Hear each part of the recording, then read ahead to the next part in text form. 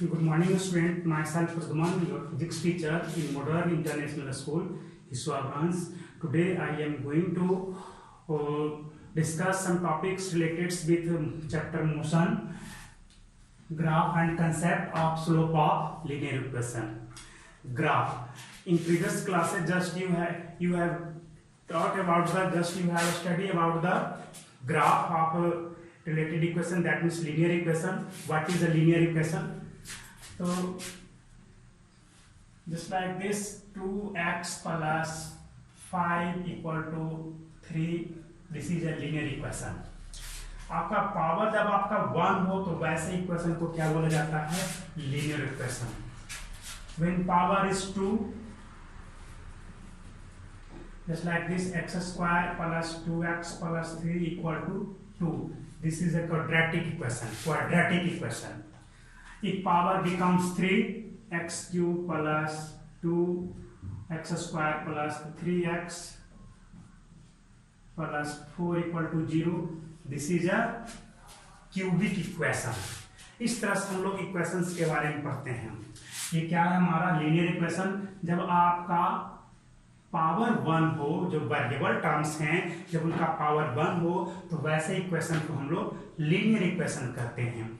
और linear equation इसका नाम क्यों है ना? जस्ट लाइक दिस, इफ ये linear equation with one variable, this one is linear equation with one variable and x plus y equal to 2, this is also a linear equation. This is also a linear equation, but here two variable terms are present, x and y. y just depend upon x and x depend upon y. जब आपका दो unknown term है, यहाँ पे दो क्या है, unknown term x और y है, यहाँ पर सब सारा ही अननोन ही, अननोन की बात यहाँ पे नहीं करनी चाहिए. यहाँ पे दोनों एक दूसरे पे डिपेंडेंट हैं, तो इस तरह से कहा जाए वेरिएबल कितने हैं इसमें? 2 हैं. ये क्या है? कांस्टेंट है. कांस्टेंट क्या होता है?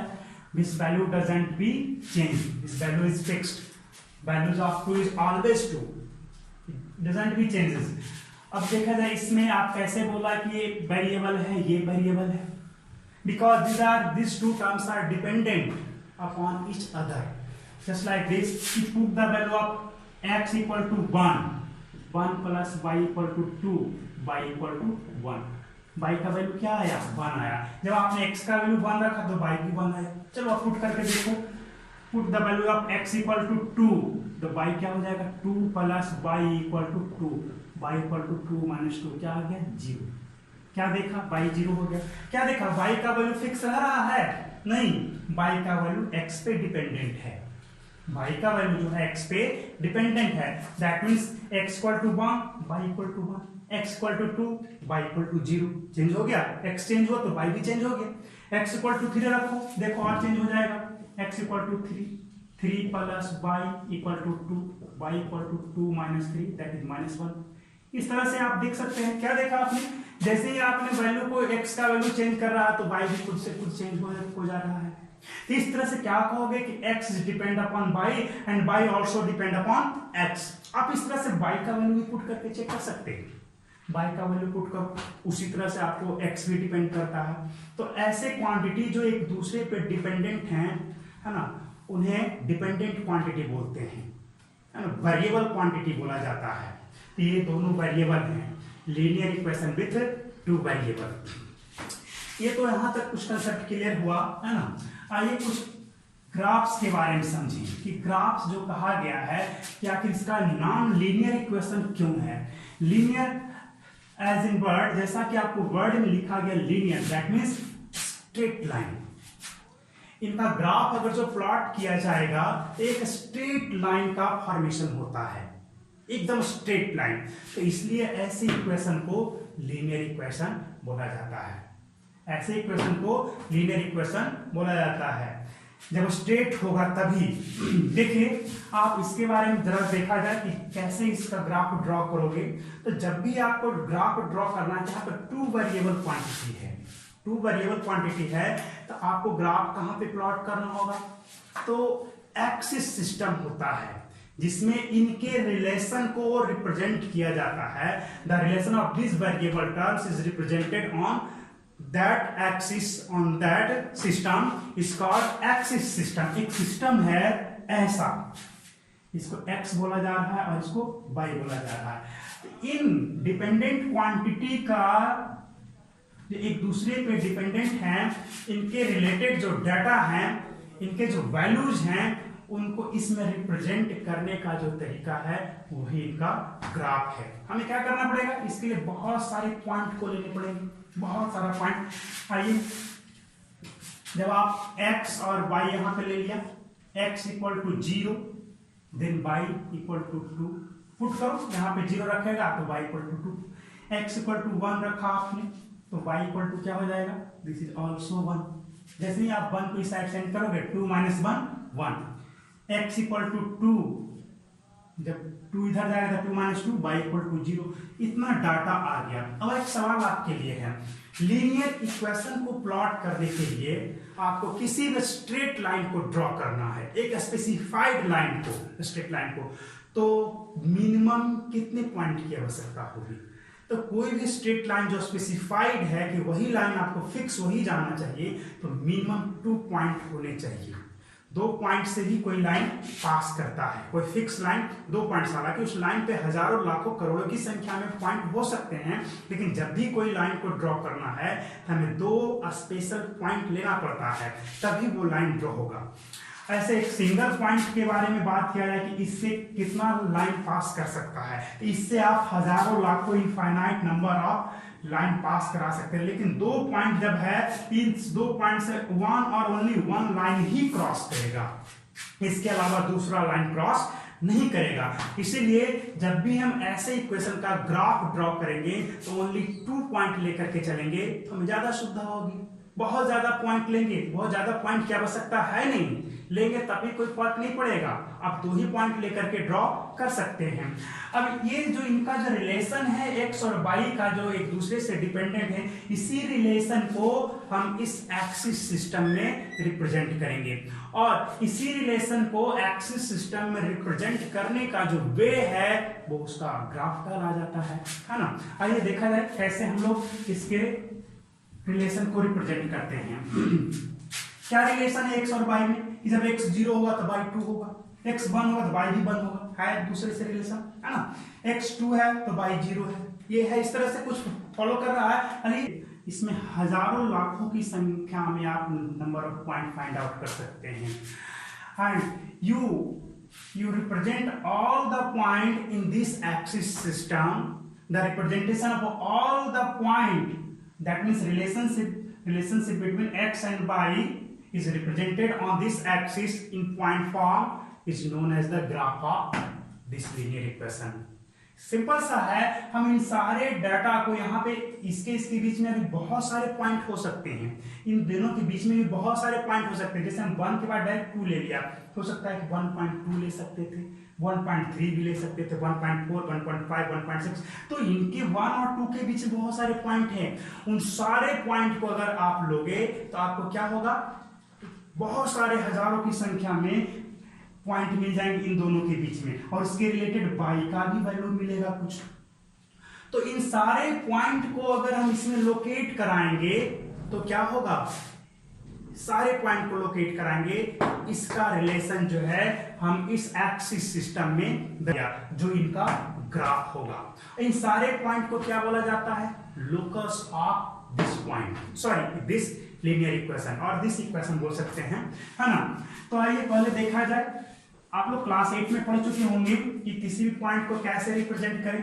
तो ये पॉइंट आपका 0 और 2 है, तो x equal to 0 and y equal to 2 कहाँ होगा, x इक्वल टू 0 यहाँ पे है, y इक्वल टू 2 कहाँ पे होगा, यहाँ पर है ना। बताइए इस पॉइंट पर x में कुछ गया है नहीं, आप इस लाइन पर जाइएगा, इस लाइन पर आपको कहीं भी x इक्वल टू 0 होगा, यहाँ आ जाओ, यहाँ आ जाओ, यहाँ आ जाओ, कहीं भी जब भी x इक्वल टू 0 बोला जाए तो जो y एक्सिस का लाइन है उसी लाइन पे x का वैल्यू 0 होता है। आप इस लाइन से थोड़ा सा भी इधर मूव करोगे तो आपको x में कुछ गए, इधर भी गए तभी x में कुछ गए, या तो नेगेटिव में गया या इधर गया तो पॉजिटिव में गया, लेकिन इस लाइन पे रहेंगे तो x का वैल्यू ऑलवेज 0 है ना।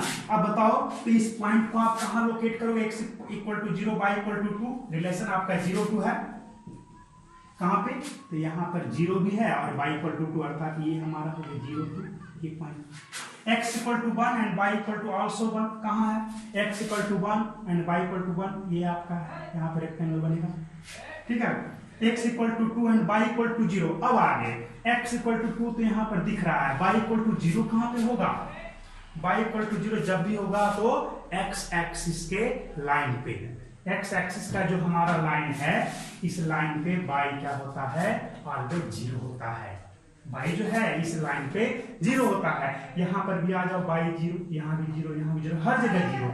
लेकिन जैसे ही आप इससे थोड़ा सा ऊपर गए तो y में कुछ चले गए, y का कुछ वैल्यू होगा, इससे थोड़ा नीचे आया तो y का कुछ वैल्यू होगा, वो निगेटिव में होगा, ऊपर जाएंगे तो पॉजिटिव में, बट इस लाइन पे जब रहोगे तो 0 का 0 रह जाएगा, है ना। तो इस तरह से हम लोग समझेंगे। तो बताइए 2 और 0 कहां पे होगा, तो x इक्वल टू 2 तो हो गया, है ना, यहां पर से आप अब y इक्वल टू 0 कहां पे होगा, तो इसी लाइन पे होगा, तो हमारा ये पॉइंट हो गया। पॉइंट आपको लोकेट करने के लिए आना चाहिए, इन सारे पॉइंट को जब आप मिलाएंगे तो एक लाइन बन जाएगा, एक तरह से लाइन ड्रॉ हो जाएगा, जो लाइन क्या होगा, इस इक्वेशन का ग्राफ हो जाएगा। This is the graph of this, sorry this is the graph of this equation. ये तो हो गया आपका ग्राफ। अब आइए थोड़ा सा स्लोप के बारे में समझेंगे। स्लोप होता क्या है, सिंपल सा है, ये जो लाइन है, स्लोप जो है एक रिलेशनशिप है, एक क्या है, एक रिलेशनशिप है, किसके किसके बीच में है, ये आपका हॉरिजॉन्टल डिस्टेंस के रेस्पेक्ट में कितना ये वर्टिकली उठा हुआ है। कोई लाइन के बारे में कहा जाए कि इसके हॉरिजॉन्टल डिस्टेंस के रेस्पेक्ट में कितना ये वर्टिकली आपको उठा हुआ है, वही उसका स्लोप हो जाता है। अगर किसी पॉइंट को ले लें और हॉरिजॉन्टल डिस्टेंस के टर्म में देखें, अगर हम इधर की तरफ जाएं, लेफ्ट साइड में जाकर के देखेंगे, है ना, लेफ्ट साइड से उठा हुआ है तो आपका इसका स्लोप नेगेटिव होगा। अगर राइट साइड से ऊपर की ओर देखेंगे उठा हुआ है तो उसका स्लोप क्या होगा, पॉजिटिव होगा। आइए देखा जाए, जैसे एक लाइन ये है, ऐसा स्लोप आपको बताएंगे थोड़ी देर में। एक लाइन ये है, आप इस पॉइंट को आप लीजिए, आपको किस साइड, किधर से आप जाएंगे तो आपको उठा हुआ दिखेगा। आप इस साइड में हॉरिजॉन्टल में मूव किया तो यहाँ पर आया तो देखा इतना ऊपर उठ गया, यहाँ से यहाँ आया इतना ऊपर उठ गया, यहाँ से आया इतना ऊपर उठ गया, है ना, इस तरह से इतना इसका हाइट रेंज कर गया, है ना। जैसे ही आप कोई भी पॉइंट ले लो, इधर किधर आ रहे हैं, लेफ्ट साइड में आ रहे हैं। चलो इस लाइन के बारे में देखो, आप क्या करो, इस साइड में मूव करो, है ना, इस साइड में मूव किया, थोड़ा सा गया, कितना उठ गया, और आगे गया और उठ गया, और आगे गया और उठ गया। क्या देखा, हॉरिजॉन्टल डिस्टेंस के रिस्पेक्ट में जैसे आप हॉरिजॉन्टली मूव कर रहे हैं वैसे वैसे लाइन क्या होते जा रहा है, ये उठता चला जा रहा है ना। एक इंपॉर्टेंट थिंग्स आपको बता देता हूं, इंपॉर्टेंट चीज क्या है कि ये हाइट और इनका जो रेशियो है, ये हाइट और इनका जो रेशियो है, ये हाइट और इनका जो रेशियो है वो कांस्टेंट रहता है किसी भी लाइन के लिए। किसी भी लाइन के लिए ये जो हॉरिजॉन्टल डिस्टेंस के रेस्पेक्ट में आप बढ़ रहे हैं तो क्या देखा, लाइन उठते जा रहा है, आपका लाइन पर पॉइंट देखें, हाइट उठकर बढ़ते चला जाता है, जितना ज्यादा गए जितना उतना ही ज्यादा उठा, कम पर थोड़ा उठा है, और है ना। तो ये हाइट और ये जो आपका हॉरिजॉन्टल डिस्टेंस है, इनका रेशियो, ये वर्टिकल हाइट हॉरिजॉन्टल डिस्टेंस का जो रेशियो है वो कांस्टेंट होता है। जैसे आप इस पॉइंट पर आ गए, इस पॉइंट पर वर्टिकल हाइट इसका ये हो गया और हॉरिजॉन्टल डिस्टेंस ये हो गया, तो इसका और इसका रेशियो, इस पॉइंट पर आप आ गए, यहां पर गए तो ये वर्टिकल हाइट और ये हॉरिजॉन्टल डिस्टेंस, इसका रेशियो, इसका रेशियो, इसका रेशियो और इसका रेशियो, सारे रेशियो कांस्टेंट होते हैं, सब एक ही वैल्यू आएंगे, सारे का जो होगा, सारे रेशियो का वैल्यू एक ही होगा। और यही जो रेशियो होता है वर्टिकल हाइट और हॉरिजॉन्टल डिस्टेंस का जो रेशियो है वही इस लाइन का स्लोप होता है। जितना ज्यादा स्लोप होगा, है ना, उस पर बड़ी उतना तेजी से मूव करेगा। जैसे आप ये देखिए, क्या है आपका हॉरिजॉन्टल, तो इसका स्लोप क्या है, अभी बिल्कुल 0 है, ऐसे पेन आपका रुका हुआ है, नहीं थोड़ा सा इधर की ओर था तब इसलिए, अभी देखिए रुका हुआ है ना, स्लोप 0 है। लेकिन जैसे ही आप ऐसे किया तो नीचे गिर गया, ऐसे किया और ज्यादा स्लोप सडन गिर जाए, ऐसे ही और ज्यादा, बहुत ज्यादा, है ना, बहुत ज्यादा स्लोपिंग हो गया, और इस तरह से किया तो सडन एकदम ऐसे वर्टिकल कर दिया तो ऐसे में स्लोप इनफाइनाइट हो गया। जब लाइन वर्टिकल हो तो क्या देखा, सडन नीचे गिर जा रहा, अब इसको किसी भी तरह का कोई मतलब नहीं रहा। तो वर्टिकल लाइन जब है तो स्लोप इनफाइनाइट, और जब हॉरिजॉन्टल है तो स्लोप जीरो। इस तरह से हम लोग स्लोप को समझते हैं। चलिए एक और कंसेप्ट देना था स्लोप के बारे में कि पॉजिटिव और निगेटिव के बारे में। इस लाइन के बारे में बताया था मैंने कि जब आप ऊपर उठने के दौरान लेफ्ट साइड में मूव करते हैं तो वैसे लाइन का स्लोप नेगेटिव होता है ना। जब हॉरिजॉन्टल डिस्टेंस में लेफ्ट साइड में मूव कर रहे हैं तो वर्टिकली तो आपको ऊपर उठना ही है हर बार, है ना। इजी वे में स्लोप फाइंड आउट करना है। जब आप लेफ्ट साइड में मूव करोगे तो स्लोप आपका क्या होगा, नेगेटिव, और अगर राइट साइड में मूव करोगे तो स्लोप आपका पॉजिटिव होगा। चलिए आज इतना ही रखेंगे, है ना, और कुछ बताया जाएगा कल। Thank you.